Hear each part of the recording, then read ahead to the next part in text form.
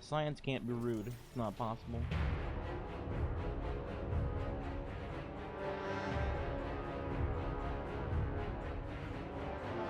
Alrighty, so the way that you can get red borders and you can farm them basically unlimited as much as you want is through Master Kingsfall after killing Oryx. The only things you would need are Spoils of Conquest, which you get from raids, any raid, and then you need hard weapons that you get from the Kingsfall challenge mode. So for this week, for example, I was able to get the hand cannon, the scout rifle, and Defiance of Yasmin. Sorry, the LMG actually.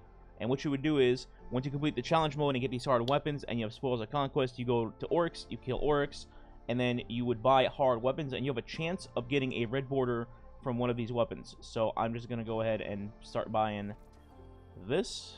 Let me actually make room so we have space to buy more than one at a time. And then hopefully RNG blesses me right here. There you go, red border. So as you can see, you can buy hard weapons and get a red border, and all you do is just basically use your spoils on these until you have 5. So I would go to my hand cannons here. This would be my third one once I complete it / delete it, so I would need 2 more. So I would keep buying these until I have 5, then I'd be done, move on to the next weapon, get to my 5th one, move on to the next one, so on and so on until you're done. Now I'm sure people have 2 questions. First up, how do I do the Totems Challenge on Master? Don't worry, I already have a video on that on the YouTube from yesterday that you can check out on the channel for the Grass is Always Greener Challenge for Totems.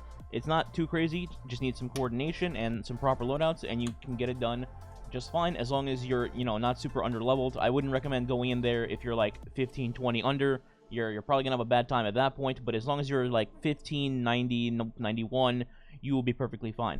I will also link the video to the Totems Challenge guide for Grass is Always Greener in the pinned comment section below. So if you want to check out that video over there, just scroll down to the comments, and there you go. Now, the other one would be, well, how do I farm spoils, or what is the most efficient way to farm spoils? And that is essentially doing any raid that's currently in the game. So we have Garden, Last Wish, Deepstone Crypt, Vowed Disciple, Vogue, and Kingsfall. So the only difference between any of these is that the older raids, the ones that are on the powerful rotation, so like for example, Last Wish and Garden, you can run those raids. However, you only get 3 spoils per encounter, per character, per week, instead of 5 that you would get for a Kingsfall encounter.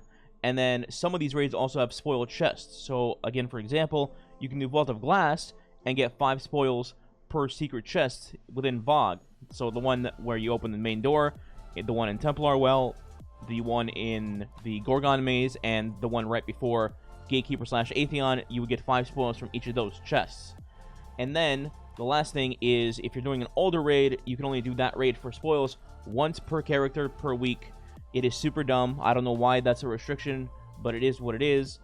However, you can do the main current raid in the game as much as you want for spoils every single time, so for 5 spoils. So in other words, Kingsfall, once you've completed your first clear of the week on a particular character, so let's say my Warlock cleared Kingsfall, if I go back in on my Warlock a second time, I'll be getting spoils from every encounter every time, and you'll get 5 each time instead of 3 from the older raids. So the most optimized way, in my opinion, would be to do something like Vault of Glass, because in one Vault of Glass run, you can get at least 20 spoils just from the secret chests alone, and then after that, you can go straight into Kingsfall, get your first clear done, and then go back in on another character, or sorry, on the same character, and then farm a specific encounter. So me personally, I would just recommend Daughters because it's incredibly simple. You just go in either with 6 random people or 6 of your friends and teammates, put on, Gallahorn. You can do 5 Gallahorn, 1 div. You could do 1 div, 1 galley, and 4 legendary rockets to get the galley perk going. You could put on Warcliff.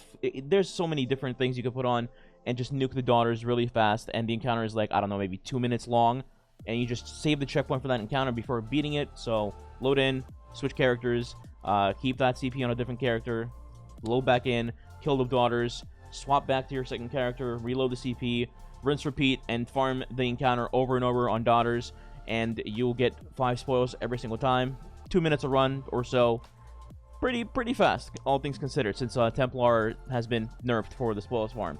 And that is how I would loop myself into getting spoils, and then use those spoils on the hard weapons that you have gotten from Totems Master Challenge, and then go to Master Oryx, and then buy the weapon that you want to craft. So, hand cannon, scout, pulse, whatever you want to craft. Just note that it's not guaranteed. It is random. It is not a guaranteed red border. So keep that in mind if you're going to get F'd on RNG by spending X amount of spoils. And that's it. That's all I got for this video. Hopefully this helps you guys craft your red borders if you're going for those in King's Fall. Check out the other videos like I mentioned before, especially the Grass is Greener Challenge. And I'll catch you guys in the next video. Like, share, subscribe, all that good stuff. It does help the channel. And I also stream daily on Twitch, twitch.tv/SneakyBeaver. Link in the description below. I'm leaving now. Goodbye.